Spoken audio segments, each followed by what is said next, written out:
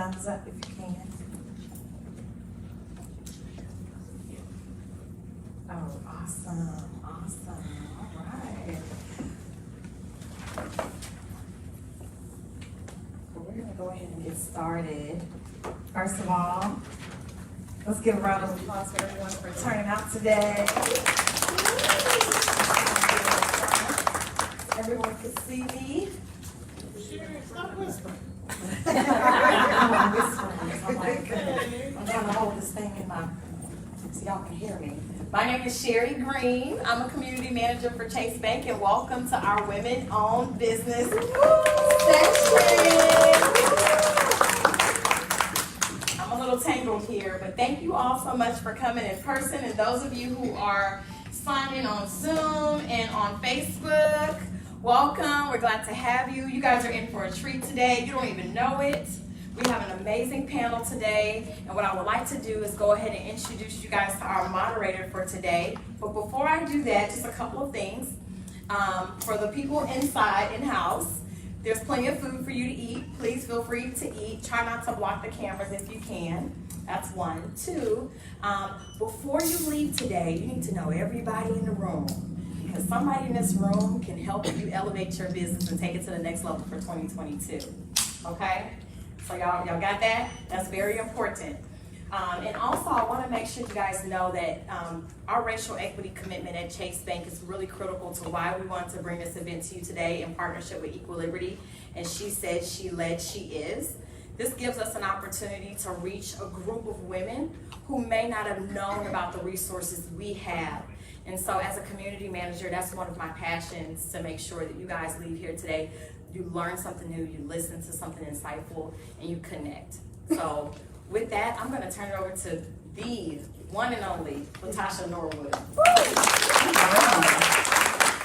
This is the first time I've ever been introduced with anybody from my name. Everybody who knows me, if you hear anybody say my name without me, I'm not answering. I'm just going on record today. No, seriously, thank you so much for being here. And I would be remiss if I did not thank the entire Chase team, and then also the mastermind who is in the room, Mr. Philip Yates. Yes, I'm going to put you on the spot of Black Entrepreneurship Week. So you got to stand up so everybody can see who you are. This is one of the most talented individuals that I'm blessed to have in my friend circle. So thank you for your brilliance and your ingenuity and leaving a spot open for these women to have a conversation about the importance of thriving in business. So thank you. All right. So for those who don't know, I'm Latasha Norwood. I'm the managing partner of Equaliberty and Associates, which is a project management consultancy firm. And I'm also the founder of She Said, She Led, She Is, which started out, my husband said it was a crazy name that nobody would ever understand. And who knew 6 years later that we would still be doing the work that we do. So we are really blessed and fortunate to work with women throughout the city of Houston and beyond to really help them to understand how to start, grow, and scale their businesses. And so today in our discussion, I have the distinct pleasure of working with 3 amazing entrepreneurs and this powerhouse, Miss Amanda Dietz, to really talk about and pull the covers back on what it takes to start, grow, and scale a business. And so although this is formal, this is intended to be informal. So if you have a question, write it down. I have some She Said cards in the back that we're going to pass around so that when we have an opportunity for Q&A, you'll have an opportunity to ask questions as well. So I know that the bios are extensive, and we will be here until next year this time if I took the time to read all of them. But I'm just going to jump in, all right? So I'm going to ask real questions, and I want real answers. Not the pageant answers. I want the real answers. And I'm going to move about the cabin so that I'm not blocking anyone. And that you all really feel like you're a part of this conversation. So Amanda, I'm going to start with you. What are some of the common mistakes that you've seen with women or minority businesses trying to get started or trying to grow or scale their business? I think I would say the most common obstacle is that within the minority community, there's a lack of trust when it comes to the bank. Oh, hello. Okay, does that sound better? Yeah. A little bit, right? Okay. I would say the most common obstacle is the lack of trust. right?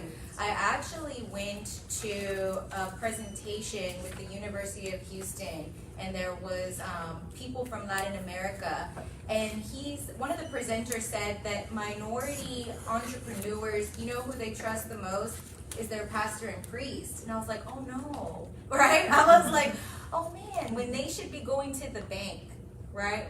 I think that because of this lack of trust, they don't take advantage of the products and services that the bank is offering, but not only that, the advice that financial institutions are providing, and even more so today. And just to give you a real example and a real story, during the PPP, I mean, that's when we saw that minority entrepreneurs were really lacking the resources, and everything became so much more evident.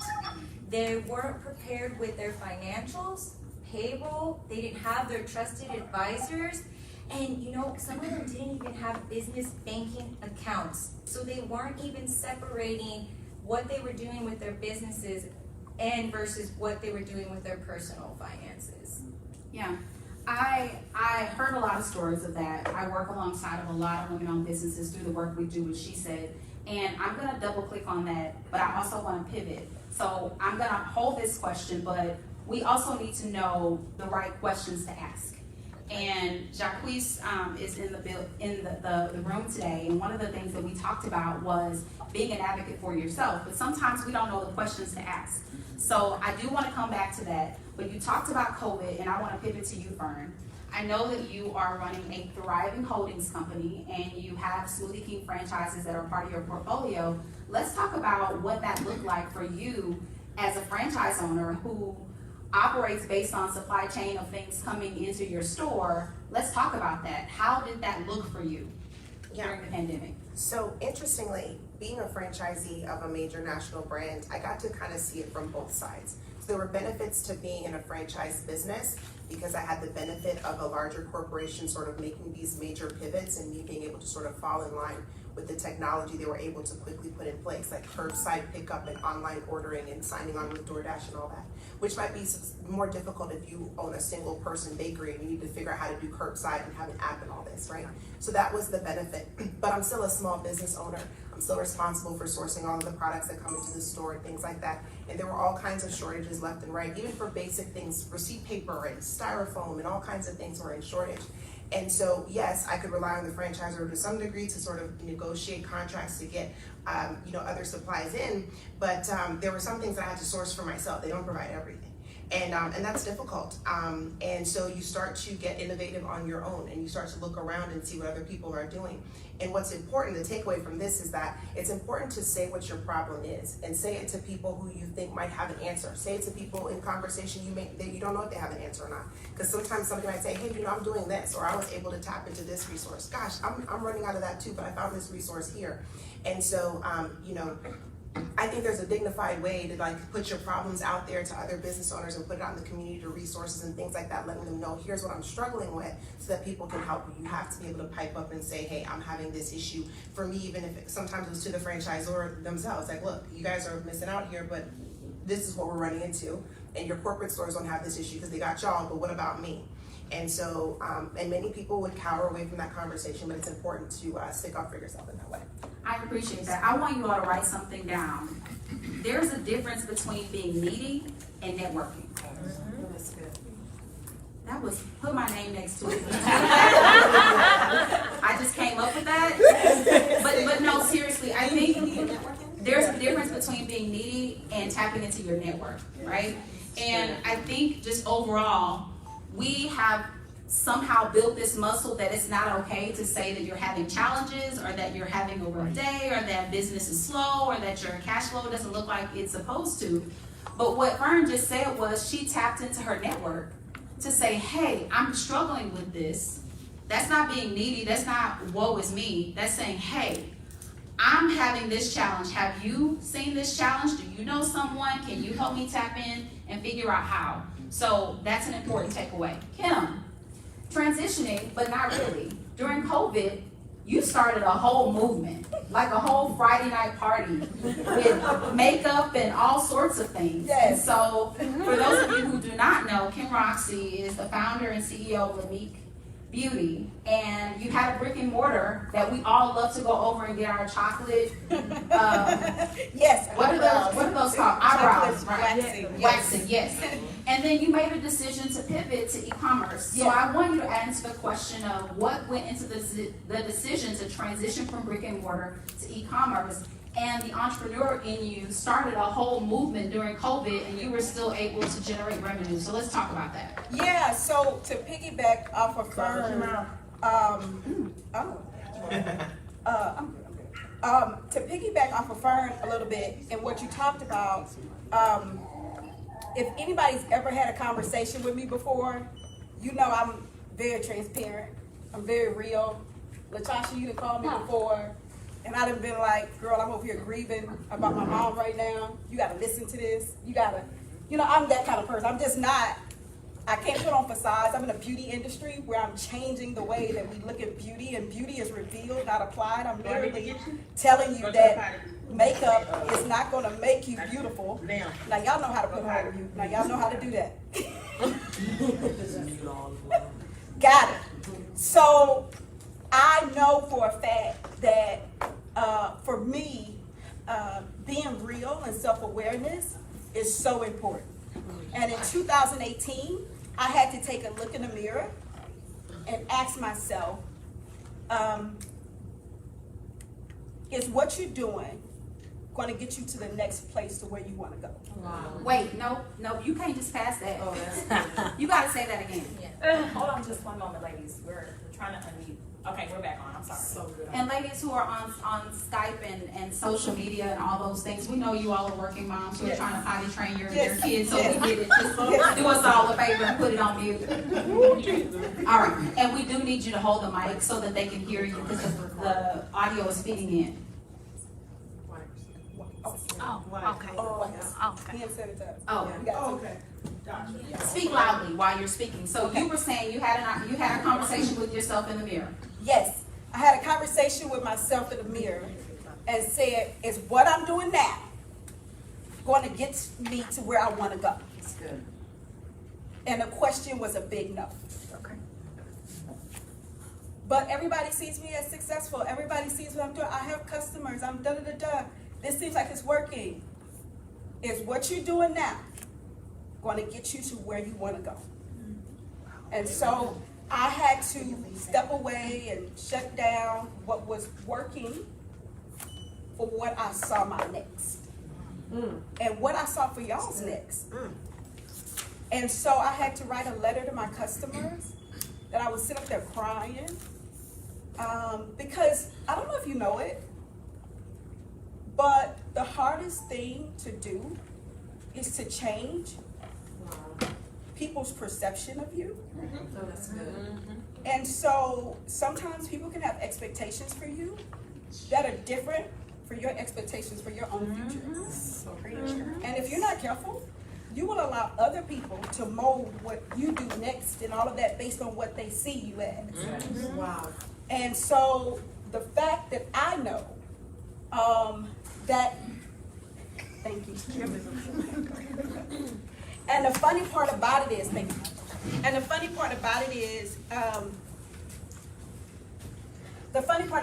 is that I did not know how to get there. My big sister's up here, Ronda. The funny part about it is I didn't even know how to get there. See, that's the scary part. It's the part when you know, okay, what you're doing now is not working, gotta get to the next one, but then you don't even know how to get there. And so I had to tap into my faith and had to go on this journey, and it got me to 2020. And I remember, it's funny, I'm here at Chase because I was talking to a woman, and she worked for Chase, but we were at a church. And we were in the back of a church and we were talking, and she was asking me questions and we were talking. I said, you know what, I'm about to build, this was in 2018. I told her, I said, I'm about to build a makeup line for 2020.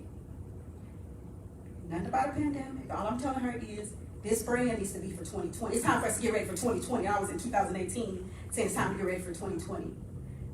Coming to 2020, Latasha, the reason why I could just flow into that party and start picking things up and all the things that have happened is because I literally got prepared for 2020 and 2018. Come on now. And I did not know that there was a pandemic coming. I didn't know that was going to happen. But everything I was doing, all the work I was doing, literally led me up to that. To be able to That's rise awesome. again. That's awesome. And this is a great segue to you, Miss Ronda. So I know that you have a very, very, very, very impressive resume. But one of the things that I learned through our conversations was that you were still working full time while growing your businesses. So that preparation conversation that Kim was talking about, I know so many business owners who made the decision to leap without a parachute, and they're still trying to figure out how to rebound from that. So can you talk a little bit about what went into that process for you, preparing yourself and making the decision to still work and to be able to manage the expenses, and then also having the time, the energy to still grow other business enterprises? Can you talk to us a little bit about that? Yes, so first, let me say it's a pleasure and an honor to be here. To speak to that, I want to first say that I'm 54 years old. So there are some generational differences going on today. And yet, I can still tell you that I also see a lot of mistakes. Because I did take the traditional route of going to school, getting a couple of degrees, going on jobs. Most of my workforce experience was in criminal justice. And my first leap out on faith with entrepreneurship was a limousine company. And I started that. And what I did was I stayed on my job as a federal gang intervention specialist until my money with my limousine company could exceed what I was making on my job. So now see, what I see today is y'all don't even want to work. Okay? We can start right there. Okay? They born entrepreneurs now, and they fail. I stayed on my job, did you hear that one? Until I could at least match for some months my salary, okay? And then even after that, I quit. So I went into, with my boss, I put in a 2-week notice. Do they do that anymore? No, man, that was courtesy. Okay, that was courtesy in my day, okay? I put a 2-week notice in. And they did politely say, well, Miss Prince, we really, we value you here. We don't want you to leave. Is there anything we could do? And I said, I really appreciate that. And yeah, I guess there is something you could do. You could give me your salary. Come on. And when they told me that just wasn't possible, I told them I understood. But I left. Let me tell you something else about that. I was running a limousine company. I was trying to encourage other people that I knew to jump into this area of entrepreneurship, because again, for us, this wasn't such a common place. But I learned a lot in a short time. So then I was able to say, hey, you bake cakes every holiday and they're really good and everybody wants them. Just start baking some cakes. I'm gonna tell the people who ride the limousines to buy your cakes. You can start a business. Don't quit your job. Right. But at least start the business, And then with the limousine company, things are seasonal. So there was a point that the money started going down. Guess what I did? I said, well, now where can I work to get me some change, right? I said, well, Hewlett Packard over there off of 249 then. They open 24 hours, and all I got to do is put a piece in the computer or something. Put me on the line. That's what I'm going to do. Let me tell y'all when I can work, because I'm still going to do my thing, right? In the day, that's my priority. But I want to get a little more change because I don't mind working, And they actually hired me for their HR department to hire people. So when you go in any situation with value, people recognize it and see it. But you gotta be smart about your decisions. The other thing about entrepreneurship, forget about holidays. This is the hardest you will ever work in your life. You know, when I was on the job, when it was 5 o'clock, we were supposed to get off at 4:45, I was trying to warm the car up. You don't have hours anymore. I don't know what somebody, boss lady, are we gonna be off tomorrow for what? It's Columbus Day. Columbus can't do it. Oh my. It's another, that's another one. You can do it. You absolutely can do it. The resources are there for you to do it. You can't do it by yourself. That's another mistake. People try to do this thing by you gonna kill yourself and then fail. You got people who keep books. You don't know how to do that. You do have great, but you don't know how to count no money and keep that stuff straight. Okay? You're gonna need that. You are great with braiding hair. You need a legal team. Somebody, you pull their hair too tight, and now they want to. You need a team. You got to, these networking events are necessity if you're going to be a business owner, because you have to meet people who can help you get where you want to go. We ain't got much time, so y'all go and ask the next question. Thank you, Ms. Ronda. It was a great segue into my next question. So Amanda, we talked about those different segments of women who are looking to start, grow, and scale their businesses. Tell us a little bit about that process for someone who's looking to start a business. What are 3 things that they can do or implement immediately right now to really start with a solid foundation so that they don't end up like Miss Ronda, broke and trying to figure it out? What are some of the 3 things that they can implement or do right now? Oh my gosh, I have so much. And you know what? I am a millennial Ronda, and I do work really, really hard. And my mom's like, Mija, like you work too much. I'm like, Moms, because I'm making a difference, right? No, okay. First of all, I just want to let the entrepreneurs know what Ronda was talking about. When you start a business, just to let you know, lenders, the first thing they ask is, do you have outside income? So if you just drop your outside income, it's like, right, just to get access to capital, just to let you know. I just wanted to piggyback off how important that is. But the 3 things I would say is, number 1 is your personal life choices that you make in your finances, it matters, because it's going to reflect how well you can do in your business. Whether or not you've already started budgeting and financing and how well your personal credit is, it's going to affect whether you can start establishing business credit. Because I used to be a business underwriter, and I'll tell you the first thing we went to look at, personal credit report. Why? Because you are the individual guarantor. You're not just an employee working for a business, that's your own business, right? And you have to show that your business is profitable, right? And then the other thing is you need to gain trusted advisors. Just like they said, you cannot do this on your own. So you have to have a CPA, a bookkeeper, you have to have an attorney, you have to have somebody within insurance, and then somebody at the bank, right? And then that goes into my last one is, do not be afraid to ask. You know, my dad used to tell me, he was like, Mija, you better learn how to cook and clean, because, you know, a man, I'm like, Dad, I'm gonna be a working woman, like, calm down, right?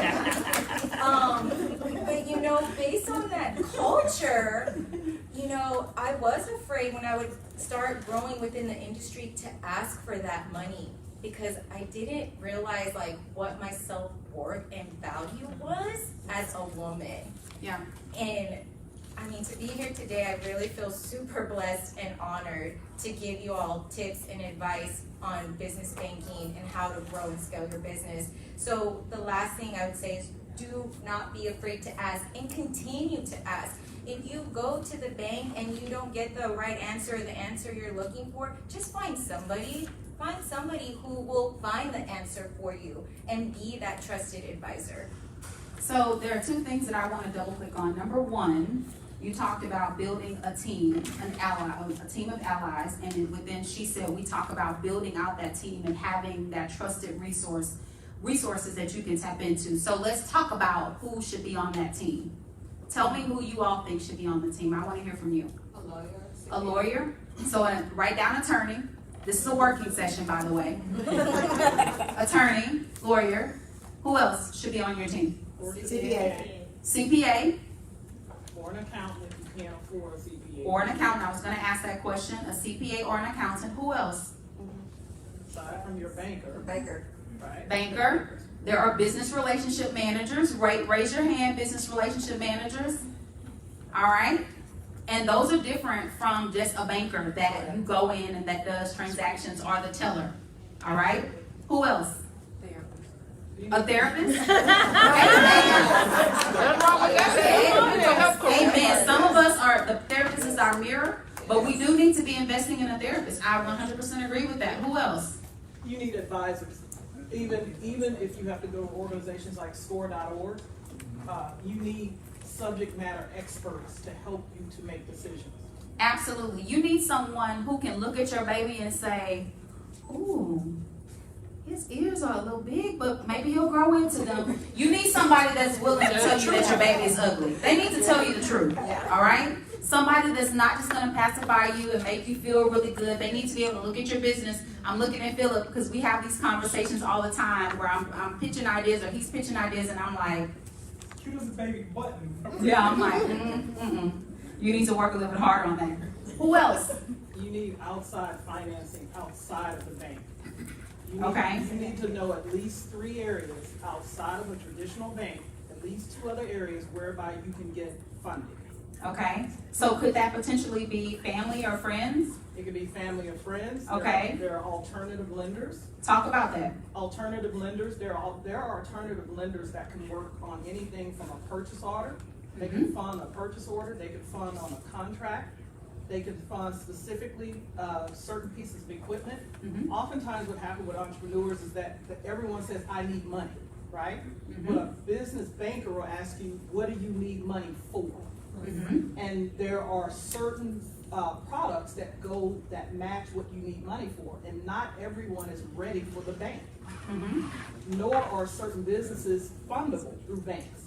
And there are alternative lenders that what people have heard, depending upon what generation you're from, asset-based lenders, accounts receivable lenders. Right. These are still legitimate organizations that can help you fill in the gap of the cash flow. Just as Kim stated, these are people who can help you with the cash flow to get from one stage of your business to the next stage of the business.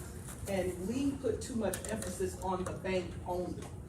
Okay. You must be able to have other funding partners that you can go to at different stages of your business. Okay. To include debt, and if you are like a Kim Roxy, who's just a rock star, you also have to be able to look at equity financing.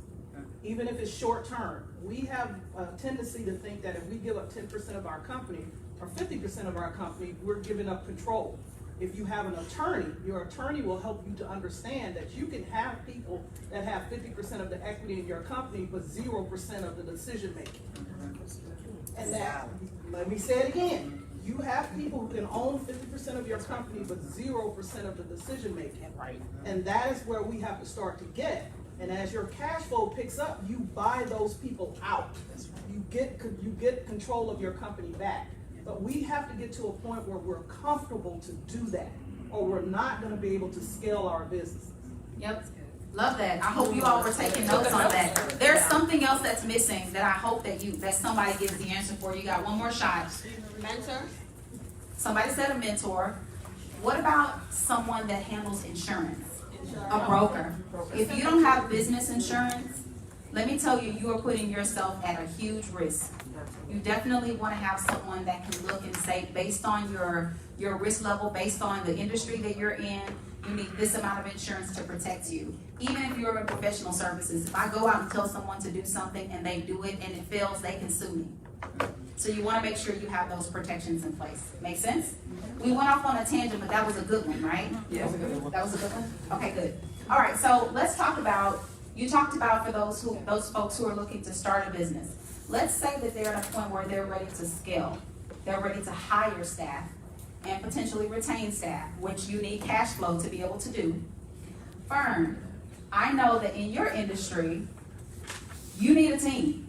You absolutely need a whole team to help you to fulfill orders, to make sure that things are happening and moving and going.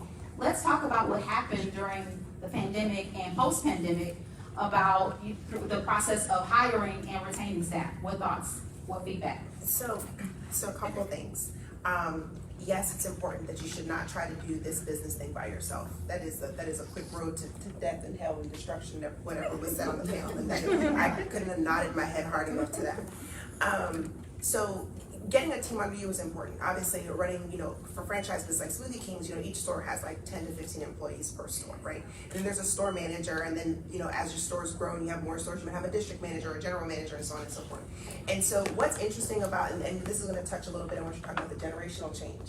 Because what I've witnessed since 2020 is that, there's so many things that played into this, right? Government incentives and all kinds of things. It's true, it kept people out of the job market. There was no such thing as 2 weeks notice. There are people that just won't show up to work. There are people you'll hire them, you're like, great, see you tomorrow. They won't show up tomorrow. I don't know what the point of that was, but that was happening.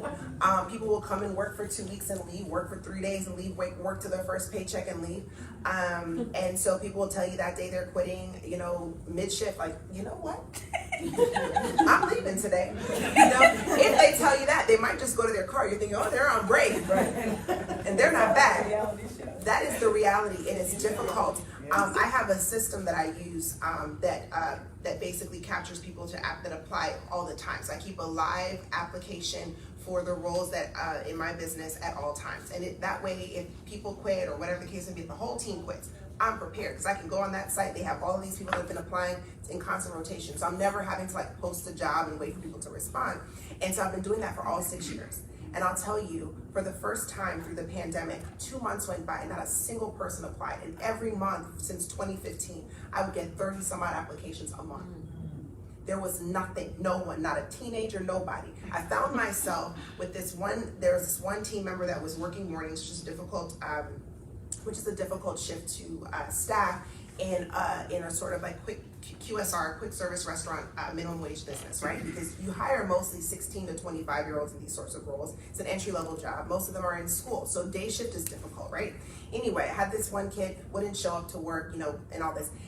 In 2019, Fern would have been like, you know what, this happened once and you're lucky, I'm okay with it, it better not happen again, you're gone. If it happened again, you'd have been gone.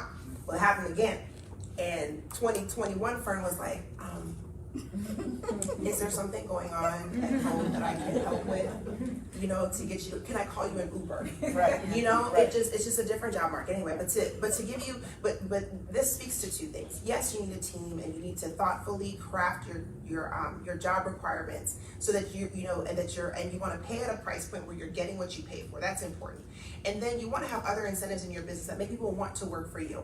And I found that to be something that's difficult to do in sort of the industry I'm in, but not so much. Because what I tell even a 16-year-old that's working for me is that the job skills that you're learning here will translate to anything that you try to do. Showing up, being to work on time, managing customer service, dealing with people who are difficult. These are real life skills that aren't going to change whether you're working in a Smoothie King or you're working in a corporate office or working for yourself.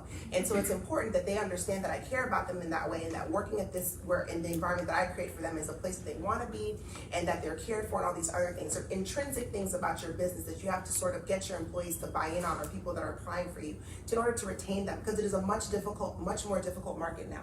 And with the advent of the internet and social media, it's so easy for people to work for themselves as well. So getting people to buy into your dream when there's so much being out there about buying into your own dream, it kind of makes it a difficult sell, right? And so you really want to take a look at those things when you're posting your jobs and you're thinking about who you need to work for you. Not so much what can their skill set bring to you, but what can your vision and your business do for them, and know that what they give you may last a year, maybe 5 years if you're lucky. I don't know if anybody works for 50 years or 40, except my mother-in-law. She just retired 2 years ago and she's 73.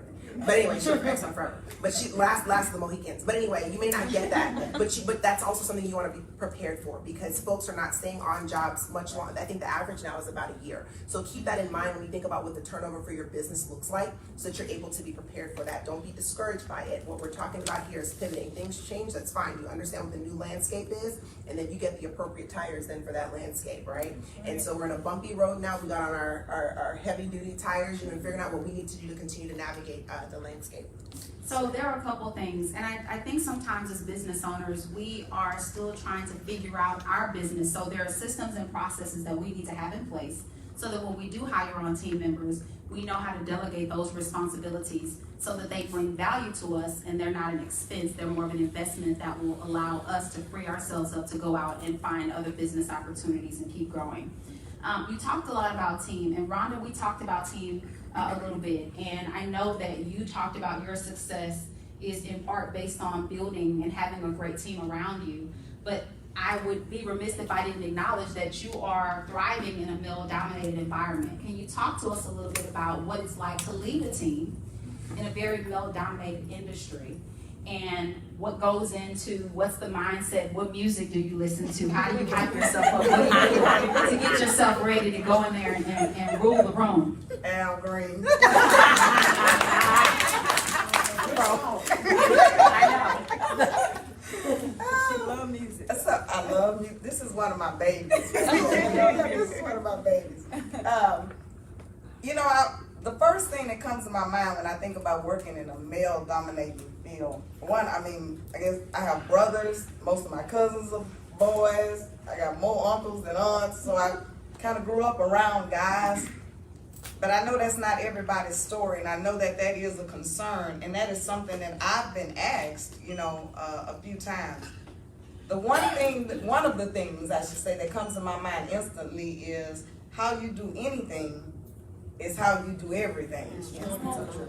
So it really doesn't matter. And if you plan to be in business and you plan to have a level of success in business, then you have to be ready to be in an environment, in a room where you are the only woman, black, Right. short, long hair, whatever, it doesn't matter. The focus and the concentration is what you're bringing to the room. Right. You have to bring the value in whatever situation that you're in. You have to try to, when you decide you're going to be in a situation, always think about win-win situations.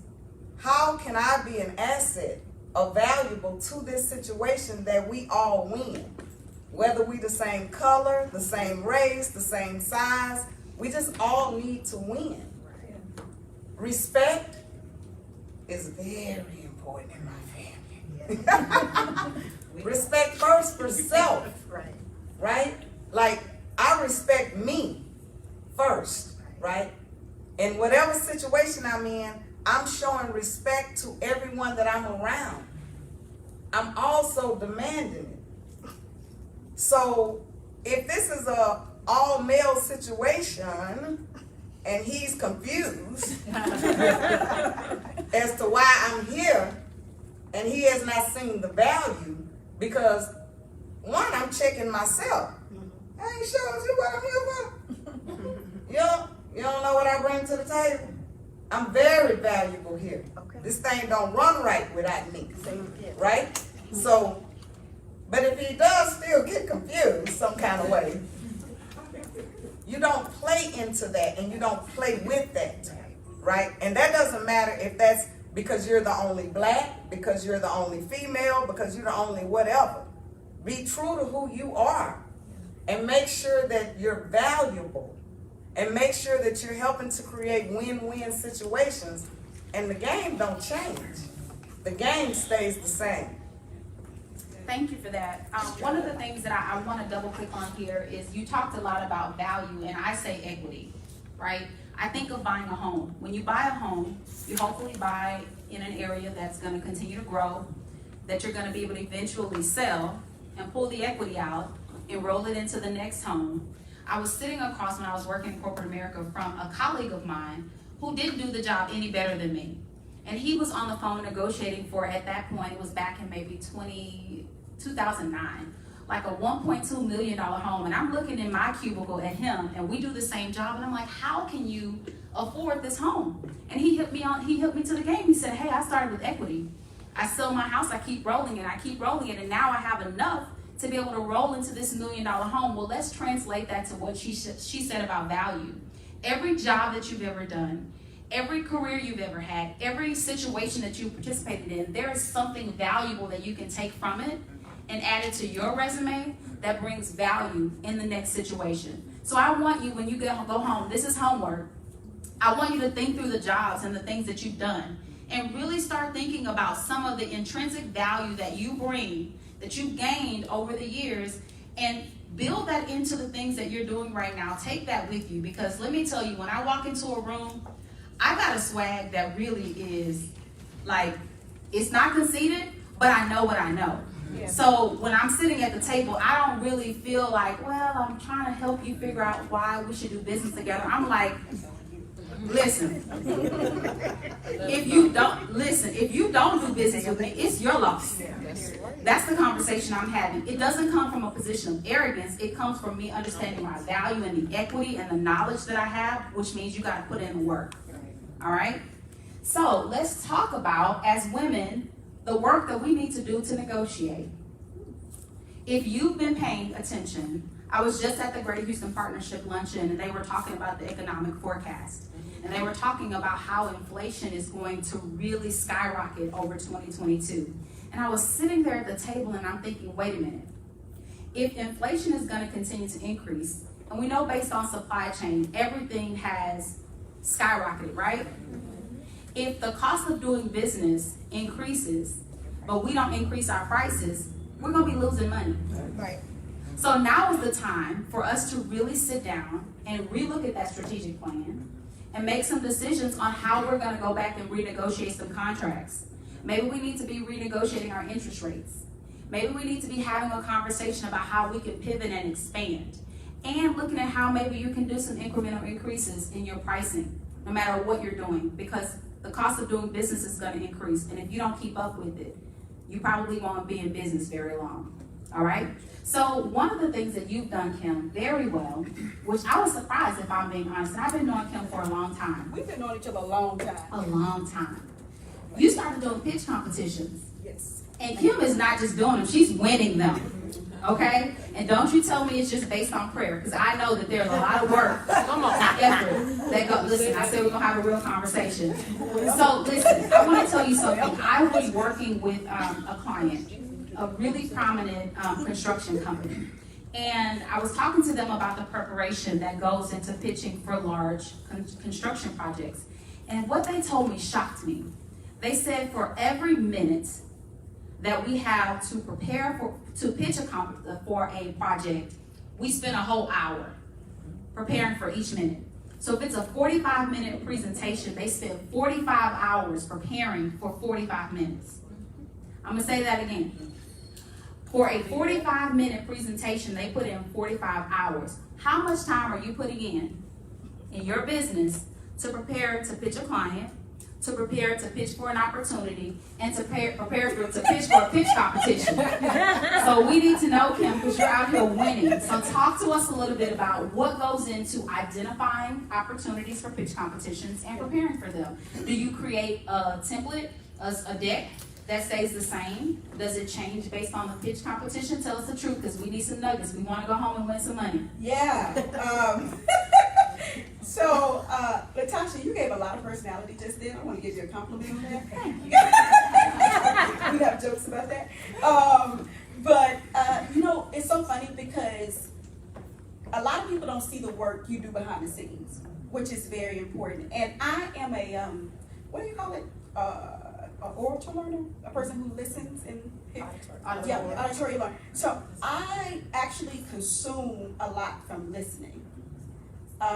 That's the reason why I think I'm in the industry. I mean, I learned a lot. I always say that when I opened up my store at 21, the women that came to my store raised me. So I learned a lot from listening.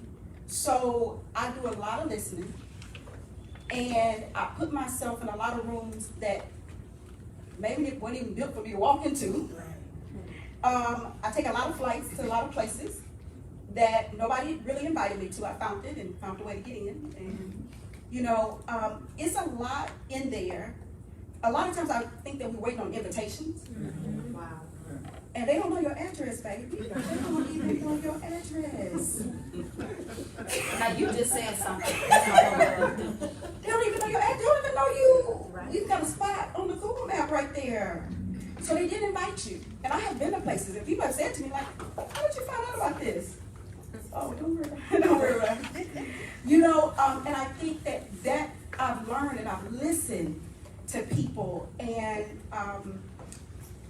yes, we prepare a pitch deck, and I learned that when I went to my first pre-accelerator, Diving.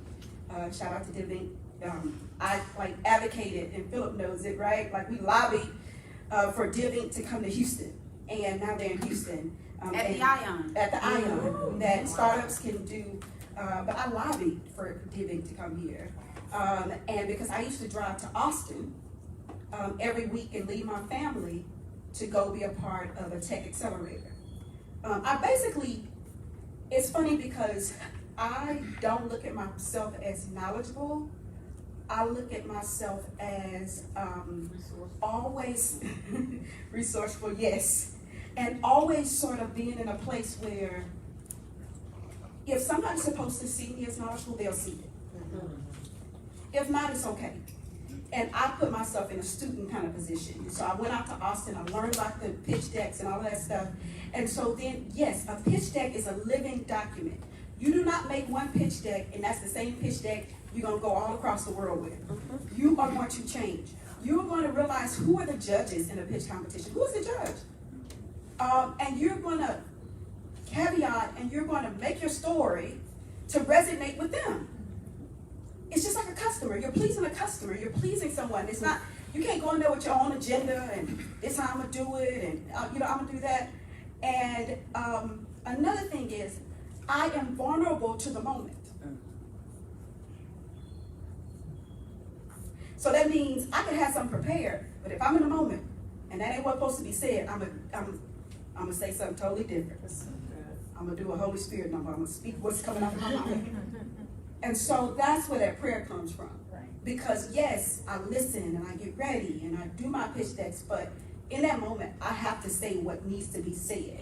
And so, and I don't hide from who I am. I'm gonna make a joke. Y'all all right in here? I've been in pitch deck, like, y'all gotta stay on. What's going on here? Y'all happy to be alive? I'm gonna be myself. And that's what people look for too. So I want to ask you something, and I'm jumping in here because I want to have an authentic conversation about this. Yeah. How many of you, and I want you all to be honest, how many of you have considered looking at different sorts of venture capitalists or other forms of revenue or sourcing or financing for your business very specifically? Raise your hand. Okay, so we have 4.5, because somebody kind of did it halfway. Why? Why for the people who have not? Why haven't you? That's a real question. I don't know. Thank you. Thank you. Did you hear that, Philip? We just had a conversation about that, and I'm picking on Philip because he also has launched a fund called the Diversity Fund Houston that is specifically focused, and both Kim and I sit on the board, that is specifically focused on helping Black and brown people to identify funding sources. But there's a point that I'm making here. You made a decision because there are all sorts of financing opportunities available for you, but you chose to do a different type of a path to get to the funding, which is something that I think that we need to take a moment to step back and say, am I doing the grassroots version of my business? How am I being innovative? Because she sees her beauty line as a tech company. And that just doesn't seem like that makes sense, right? So are you being innovative in your business? How can you infuse tech in your business? All right, and that's a real question. I want you to write that question down. How can I infuse technology into my business? And am I looking at all of my funding sources to do that? Is that fair? Does that sound good? Because back to the equity part about building equity. You got to also build equity in businesses. So we learned about property and real estate building equity, but you can take businesses to build equity to bring generational wealth to your family. Absolutely. Ronda, let's talk about negotiating. Why do you feel like historically women have been challenged and feel comfortable with negotiating? Because now is the time for us to really be negotiating and going for what we want. So let's have an honest conversation about it. Why do you think historically, systemically, women have been challenged with negotiating? And what can we do to overcome that? Well, one thing is that we definitely know that trends have changed. and yeah, I'm the oldest one up here, so I've seen trends change over the years, right? This is absolutely our time. It's been our time now for a few years. You know, as Amanda was speaking to her dad's impression or want to teach her to, you know, I ain't cooking. Yeah. Now run the business. Right. I for a long time, even myself being in the position that I was, because I run everything. But I stayed very far back on the scene. I would tease some of my friends and say, oh, I'm Charlie from Charlie's Angels. They just see my name on every chick. But they don't even know what I look like because I allowed the men to just shine.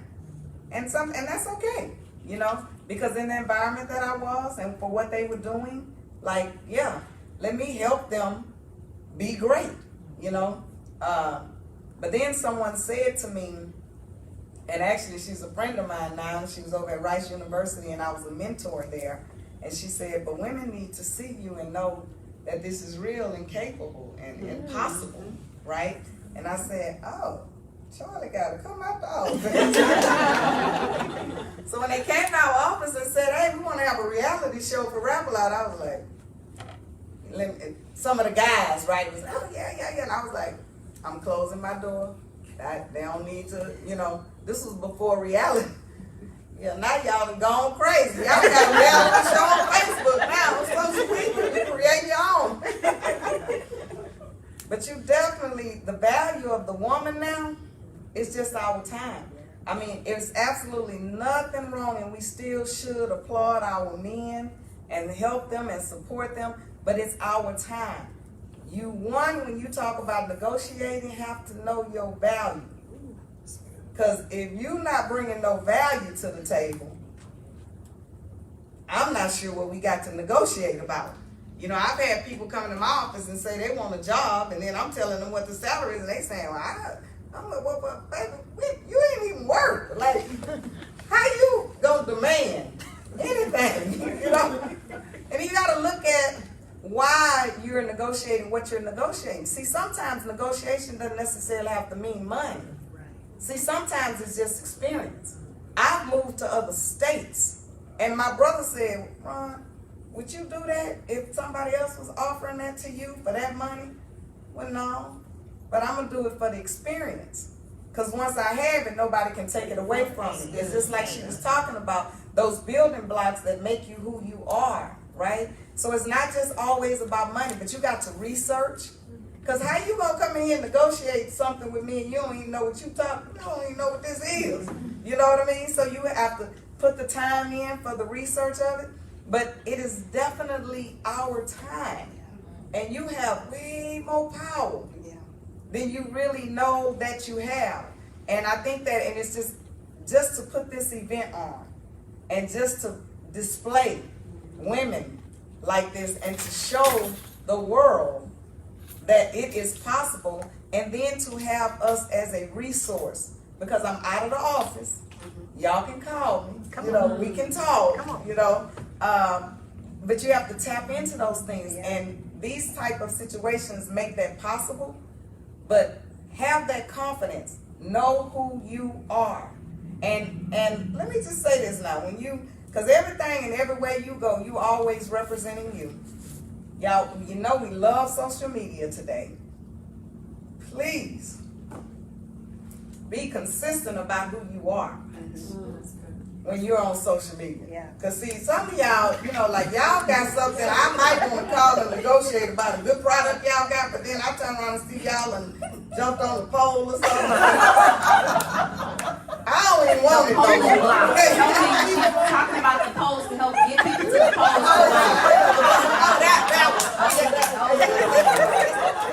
The voting polls. We're talking about shift to politics. Right. Please register. Yes.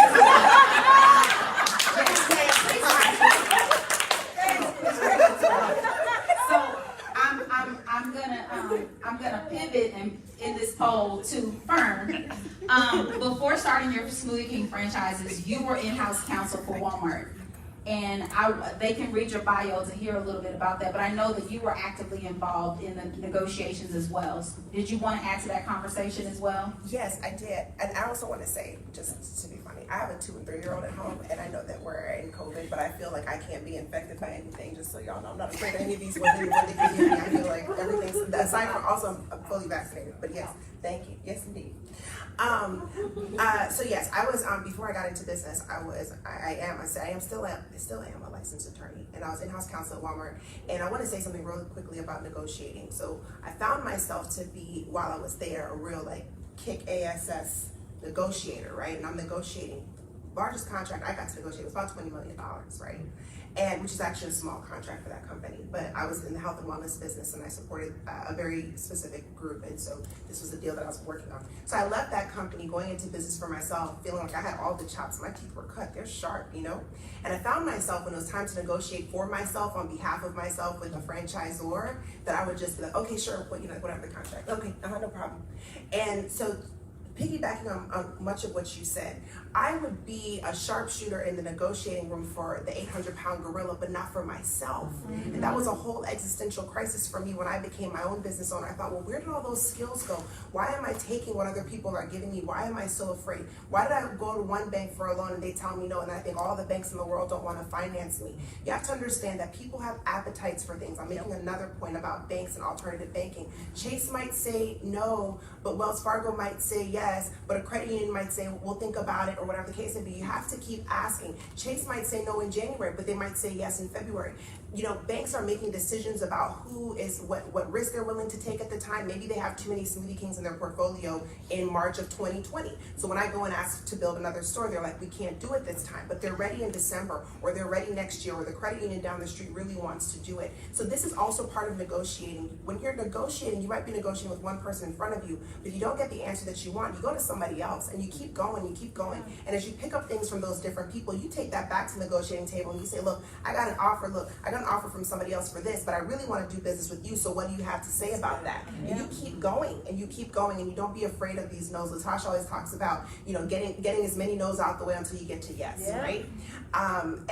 So anyway, so that's really important. But anyway, pivoting back to answering your actual question, you know, making the transition from corporate America, getting into business for myself, you know, like I said, it's a whole deal, right? And there's a lot that goes into it, but it's important that you don't quit your job until you're ready to move forward, right? That you create safety nets for yourself so that you can quit your job and have the time and space to think through what it is that you want to do next. And you have to be your own advocate. If you don't believe in your business, nobody else will. If you go into a bank, or you reach out to somebody that you want to partner with, or whatever the case may be, and you're not sure about the value that you bring to the table, they're not going to be sure about the value that they're investing in. And people will walk away from you, and you'll feel like you're not getting opportunities. You have to want your business to succeed with a reckless abandon. And I say that to say, and I've been with Smoothie Kings, I've been doing Smoothie Kings 7 years now. And in the 7 years that I've been in business, I've lost loved ones, I've lost parental units in my family, people who are like parents to me. I've had 2 kids, one of which who came really early. I spent 3 months in the hospital running payroll for my hospital bed, right? I've been through a pandemic, and, you know, with people not showing up to work and things like that. And again, I told you now my kids are 2 and 3. I also packed lunches and snacks and snack bags and gave my husband the car with the car seats and all that before I got here to talk to you ladies today. So when you go to the table and these men are sitting there like in their nice suits, and they're all pressed and things like that, because they got a wife at home that took them to the dry cleaners and got it ready for them that day. I pressed my own clothes to get here. You have to know what you bring to the table is the point, ladies. And don't let somebody else tell you that even if you are cooking and caring for your children at home, someone said that is less valuable than making the money, and that's the farce. It's not. Those things are valuable. That's why men traditionally have been able to go into the boardrooms and go into CEO roles and shine, because somebody else is doing that for them. What's unique about us is oftentimes we're doing both for ourselves. And I'm not saying that's the way it does go, because sister, as you make your money and you're doing your thing, you start to outsource those things as well. Get you a nanny, get you some Instacart, you know, have a dry cleaning service, get you a housekeeper, and all of those things so that you can be the boss that you need to be, right? So you work smarter as you're able to. But know that even at the very bottom when you're starting, you can do all of those things. Okay, and you can be there for your family and do all of those roles if that's what you choose to do. But then as you get better, you'll work smarter and not work harder, and create the business landscape that you desire. And we need to ask for more. not sure if you all heard that, but somebody said you need to also ask for more. So we are having a good conversation, but I just got the wrap up signal. All right. So if you all have a question, I want you to quickly write those questions down because we're gonna pull those questions up to the front and we're gonna pose those to the panel. But I'm about to jump on my soapbox. How many of you color code your calendar? Like this color is for this color is for that. All right. So if you are not color coding your calendar, that's a missed opportunity, right? And those business pitches and those opportunities for you to make money, that should be green, right? And so when you leave here, we want you to leave with tools and resources that you can implement and start using. And if you start using that color green and you're looking at your calendar and there's not enough green on it, that means you're not positioning yourself well for 2022. That's a whole nother workshop that you can attend, she said, to learn more about. All right? But if you do have any questions, I'm going to ask you all to pass those to the front very quickly so that we can get those questions answered before we start wrapping up. Does anybody have a question right now that you want to ask or pose to the audience, to the panelists? Yes. I got a question. How many of you ladies, and I'm glad Philip is here, and I just had a conversation, for instance, with a funding source, an attorney who has a fund, $100 million, that is specifically for minorities who want to make acquisitions. How many of you ladies have thought about making an acquisition at the stages that you've been in your companies? You have years of experience that far outweigh many men who've been in this industry who made acquisitions 2 and 3 years right out of grad school. How many of you have actually looked at the acquisition model to grow your business versus continuously, organically growing it from the ground up? While I still have the mic before it's clean for the next person, I'll just answer that quickly. I will say that it's not something that I thought about in the beginning stages. It's something that I've considered, actually in the last couple of years. Many of the, African American franchisees in my business have thought about what if we did an acquisition and put all of our stores together and consolidated to become a large franchisee and sort of have a bigger voice and operate in the scale that we're in. Buying out others that maybe want to get out of the business. And so, but it took a while. It's not something I would have thought about in my first year for sure.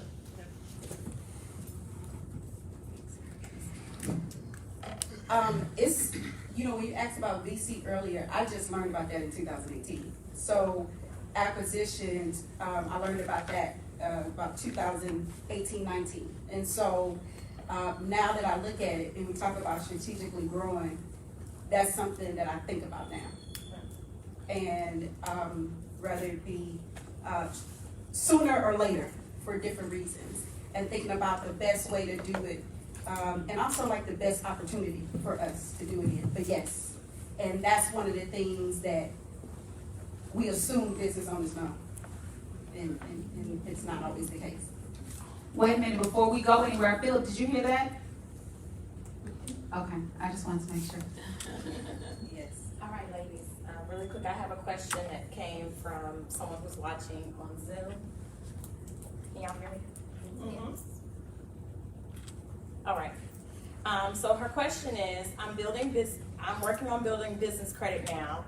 When should I ask for lending when I'm building? When should she ask?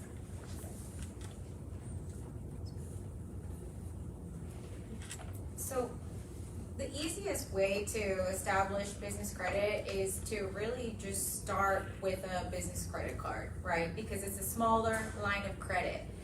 To me, when I think of credit, it's short for credibility, right? You have to show lenders that you are credible and you know how to pay lines of credit back. And credit cards, for a whole first year, you just pay the principal back, right? So then you start building that history, and then the doors open to that access to capital. So, I mean, and her question is as soon as you start your business, you should ask for a business credit card. I mean, immediately, right? Because then you show that history.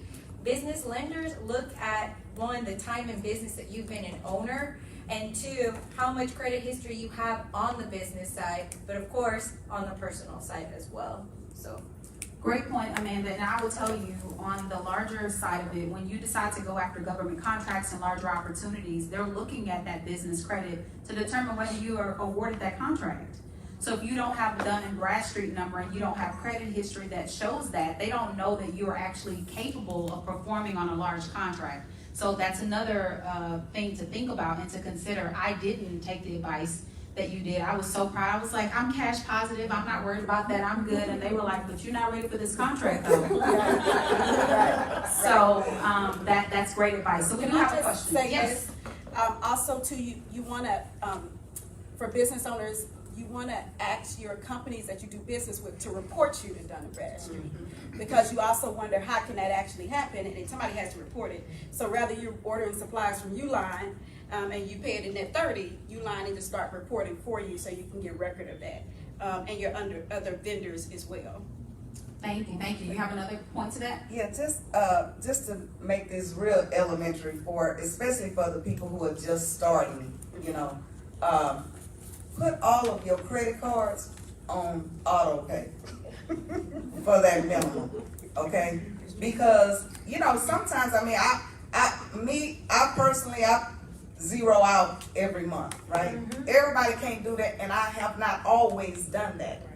And even with that, sometimes you can zero out, but it was 10 days later, and you still in trouble because it was late. So put those credit cards on auto pay for that minimum, and then go back and put more on top of it as soon as you possibly can, because the interest probably gonna be deep, you know. And so that minimum may not be great, but to get that credit score up, get good history with paying on time and paying the minimum. So that's just a nugget. All great advice. We have time for one more question. I'm in a very unique industry. It has been challenging to network and find anyone that can offer advice and connection. What is the best way to outreach and find assistance? Great question. Well, for me, it's kind of, I tend to think how you do anything is how you do everything, and I tend to think that the vehicles may change, but the rules to business stay the same. Whether you're selling toilet paper or, you know, doing something on a large scale. So when you say the business is unique, that's possible, you know, but the strategies for doing business and the keys to success with business stay the same. So even if you're talking to somebody else who's not in your industry, they still can be a benefit to you. When you see somebody have something that you want, and it may not be the same type of business, but you see the level of success, you follow that train, because that train will help lead you to where you want to go. So, I don't know. I'll offer something as well. I think it doesn't matter what industry you're in, think about who your customers are. Yes. And who you want to do business with, and find out where they are and get yourself there as quickly as you can. So for instance, I decided that I wanted to focus on really scaling the training side of my business. So who hires trainers for corporations? Typically it's the PMO office or an HR director. So I joined HR Houston. So I'm the only project management consulting firm in there with all these HR directors having conversations and shaking hands. So you have to be innovative in thinking about, who do I want to do business with? Are there organizations? Are there chambers? Are there, professional organizations that I can just show up and join, or attend those workshops to start shaking hands with people and developing those relationships? We hear all the time that people do business with people they know, like, and trust. So Yes. you need to get to know them. And I am not ashamed of, and you mentioned this, I wanted to go after this large construction company. So I went to an event where I knew they were going to be. I approached the president of the organization. I stood in line looking very awkward until it was my turn. I walked up and shook his hand, and I had a value statement ready for him. And I asked him for the meeting. Don't be afraid to ask for the meeting. And I didn't ask for an hour, I asked for 15 minutes. And because of that, I was able to close a nice, handsome contract because I was willing to go. And it wasn't because it was an RFP or an opportunity that exists. I created my opportunity for myself. So it doesn't matter what industry you're in. Be innovative and think outside of the box and how you can be the first, because after it hits the streets, it's already too late. So if you create your own opportunity, there really is no competition. And I'm gonna drop the mic and end it right there. Oh my God, was that amazing or was that amazing? Before you guys drop the line, my people on Zoom, I thank you so much for tuning in. Did you guys get an opportunity to enjoy? I guess you could give us a thumbs up. In the meantime, you guys see a QR code on your screen. Get your phones out for me. Go ahead and take a picture of that. That is a way for me to understand and know, was this event beneficial to you and how we can help you here at Chase with your business.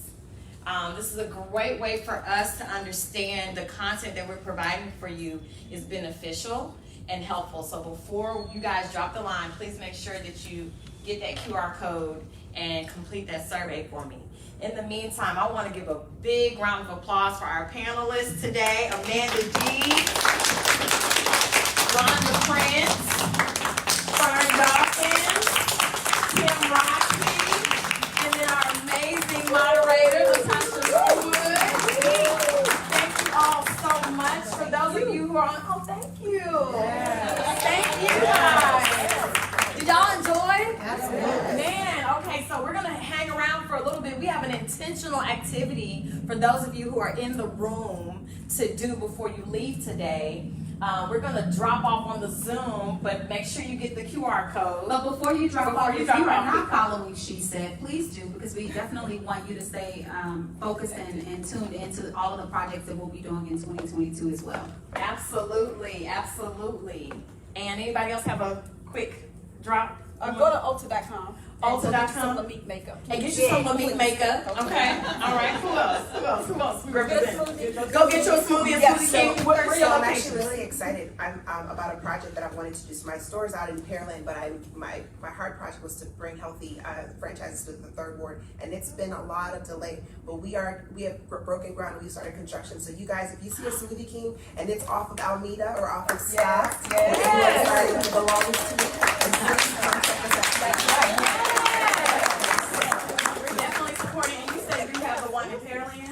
Yes, 2000 East Broadway Street. So if you live in East Pearland, that store that's next to LA Fitness is mine. That's my flagship first store. Oh, congratulations. That's wonderful. I'll be supporting, especially on Fridays. Yes. Which is actually now changed to $1 up Friday. But there's still, again, price increases. That's changing all right. days, so now we're at $1 up. But yeah, That's all they still right. got a Friday special for y'all. $6 is still better than $8. Ms. Ronda, anything you want to share? I'm just happy to be here and so extremely proud of everyone and even you guys just for showing up for something like this, because anytime you have the opportunity to receive, you have to keep learning. If you're going to be successful, you have to keep learning. I'm a student to life and class is always in. Amen. I love that. Amanda, she's our senior business consultant here at Chase Bank, and she mentors minority business owners.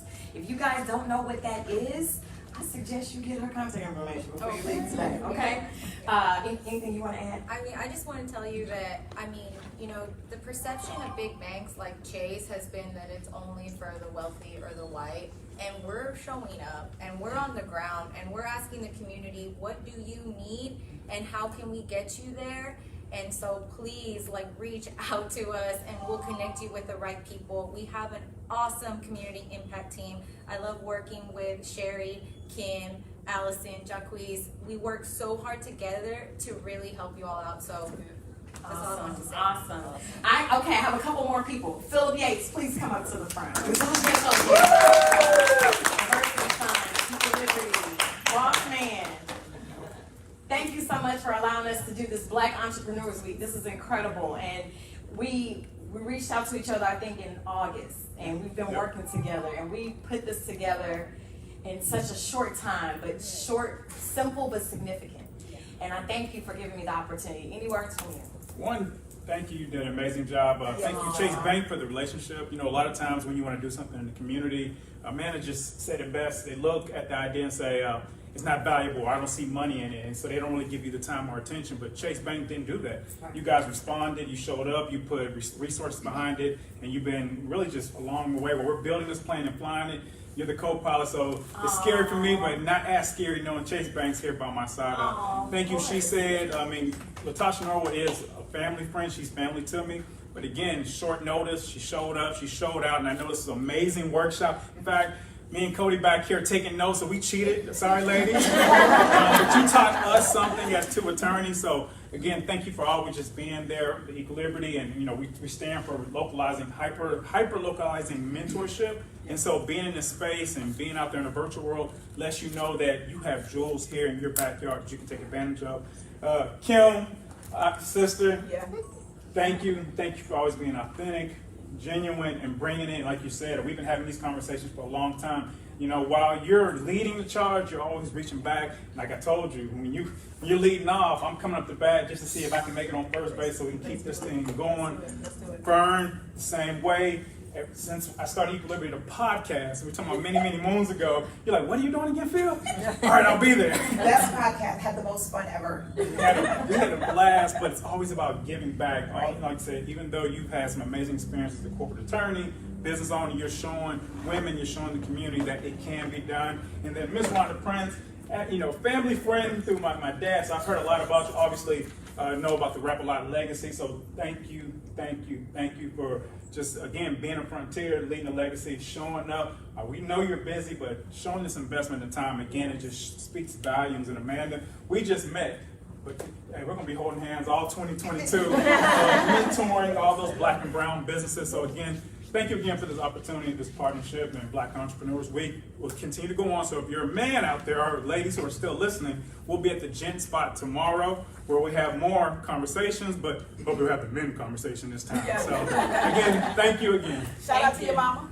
Absolutely. Shout out to my mom in the back out there. You know what?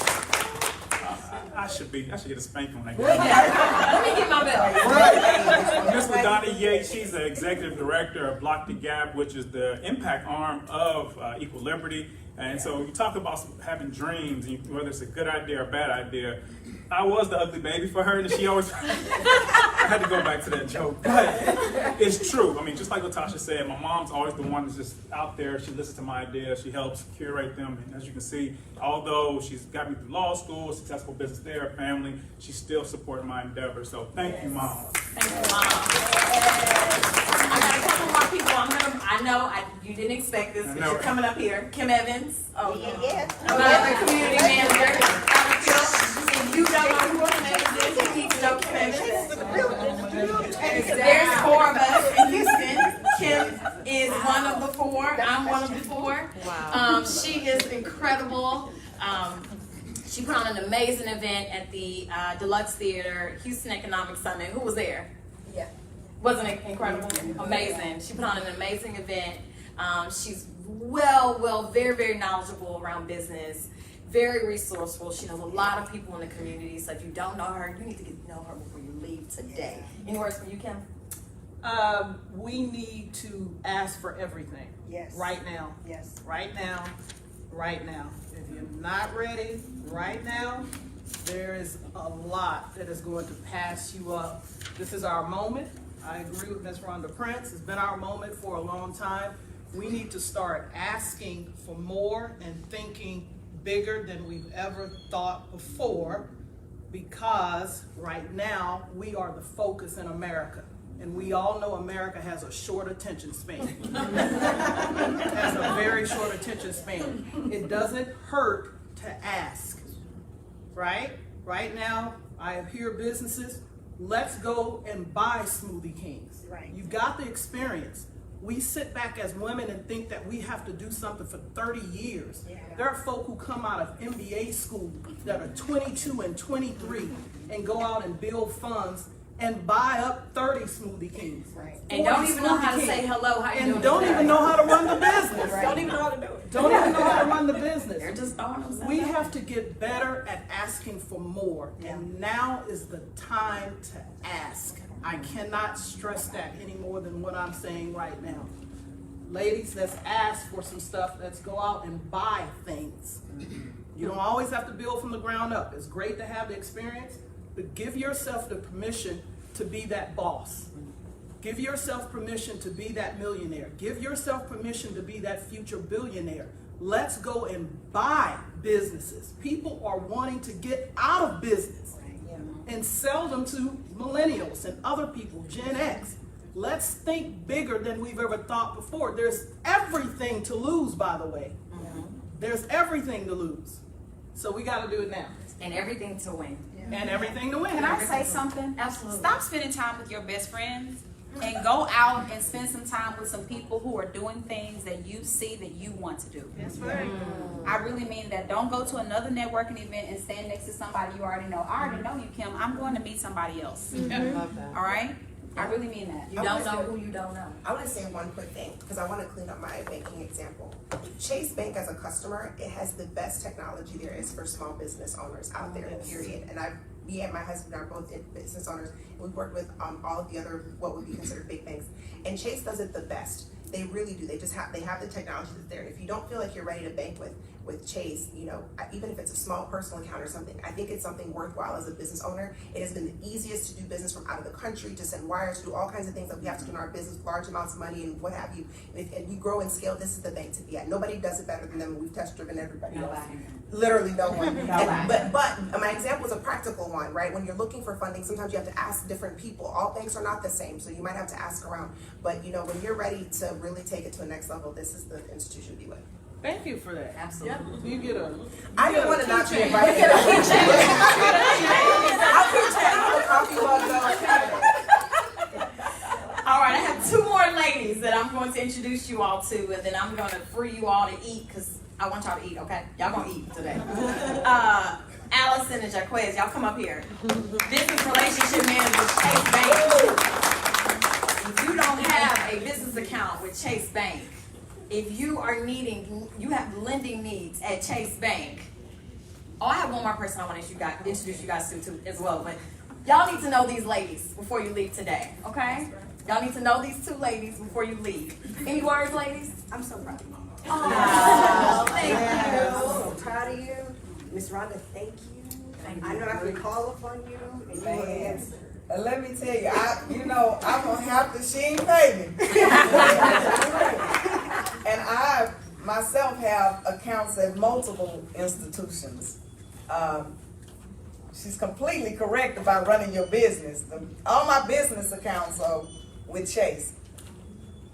Having a relationship with people like this, because you're right, you go to different locations, you get different feels, you know what? But when you got that personal person, baby, we talk at night, early, I wake up, she done text me, Ms. Ronda, did you know that this was happening? And you have to have that. And then my brother, he's supposed to, I told y'all I'm the boss, okay? He calling me, do we have anybody else? How can I? Well, call me, and I got my girl. The relationships, I don't have a relationship with anybody else at another financial institution. Wow. If you don't have an account with Chase, You're missing out. yeah. I don't think you guys out. understand. You are missing out because I have the same relationship with Jacquees. Yeah. Yeah. I literally text messages late at night, early in the morning. Have you thought about this? Why haven't you done this? Yeah. You need to do this. I don't care what you say, Latasha. You need to do this. That relationship with having a business relationship manager changed the entire experience Right. of banking. It transitioned from transactional to relationship. Absolutely. And advisory, because you Yes. don't know what you don't know. Yes. So, and I think, so Latasha said that earlier on, you don't know what you don't know, but and we always talk about owning the relationship. It's really I say it's up to you because we don't know everybody. We can't see every person in the community, right? But when you have a business, it's your baby, right? And it's important to you. So you have to own that experience and say, I need that. I need a Jacquees. I need an Allison. And so once you do that, we can navigate for you because we know what's important. And so we can help you. And to Latasha's point, I'm going to tell you, this is what you need to do. And I'll hold your hand until we get to that place. And so once we get there, and sometimes it'll be baby steps and sometimes we can leap. You can take the leap of faith, but we're going to be there every step of the way. to your point, it might be late night calls, early morning calls, text messages, but we're really here to support you all the way. So that's what it's important to us, because your babies become our babies. And you get a banker that cares. You know what I'm saying? Get a banker that cares. Know you're a banker. You know, I have a relationship with Miss Ronda. I have a relationship with most of my clients because it's a partnership. If your banker does not care about your business the way you do, get a new banker. And they're in the room. Bianca's on as well. Yes, she's a great resource too. I want to also introduce you all to Abby. I know you weren't expecting this, but Abby, come on up. Give Abby a round of applause. Abby is with the SBA. So Abby, you want to share a couple of words? Thank you so much for coming. I'm sure. My name is Ronda. I can just speak loudly. Hi everyone. First, thank you, Cherry. I just met Cherry last week, so I'm super excited that you invited me to be here. And great job on the panel, everyone. I'm Abby Gonzalez. I represent the U.S. Small Business Administration, or SBA. If you think of the SBA as being a federal agency that doesn't have an actual person there, I am here to be your resource. You can always connect with me to learn more. If you are looking for a service that we don't have, I'm happy to connect you to another resource, whether it's someone that's already here. I work closely with Amanda, and I've worked with Philip as well, so if we don't offer the service, I'm happy to connect you. But the SBA does give you access to free counseling and advising, access to business loans, access to federal contracting, and for a room full of women, we have our Women-Owned Small Business certification that can give you access to set-aside contracts with the federal government. So all of that help is here. I'm here to connect you, so feel free to connect with me, and I can answer whatever questions you may have about the SBA or other resources here in Houston. Oh, Thank you. Thank you so much. And then I would just want to give a final thank you. David, I know you weren't expecting this. Everybody give a round of applause to David. David flew in from Arizona, from Phoenix, Arizona, to support us. Wow. To make sure that we cleaned up this event, that things were running smoothly, and he did it with a smile. And I just have to say thank you. I'm almost going to get emotional because this is a sisterhood now, right? Yeah. This is truly a room full of women who can make a difference for each other. And what we created today would not be possible without David's help. So thank you. And Latasha, I cannot begin. I met Latasha on Monday before Thanksgiving.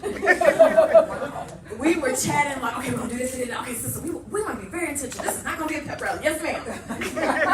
And we did just that. This is not a pep rally, y'all. Yeah. This is us challenging you to take your business to the next level and making sure that you're not only in the room, but you're connecting with the women in the room. So before you leave today, I want to task you with a couple of things, and I think my slideshow just ended. I want you to meet someone who's been in business greater than 10 years in this room. I want you to meet someone in this room who's been in business less than a year. I want you to meet someone who mentors business owners. I'm going to give you a hint on that one. There's only one real, true mentor in the room. And she looks like this person that's in the room. Okay? I want you to meet a business banker who works for Chase. Okay? And I want you to meet someone who you can grab a hold of for 2022 and hold you accountable. Can y'all do that for me today? Absolutely. Can we do that? Okay, and guess what? What time is it? Somebody give me the time. 4:20. You have 15 minutes to do it because I got to clean this place up and get us out of here by 5 o'clock. Can we do that? And before, we don't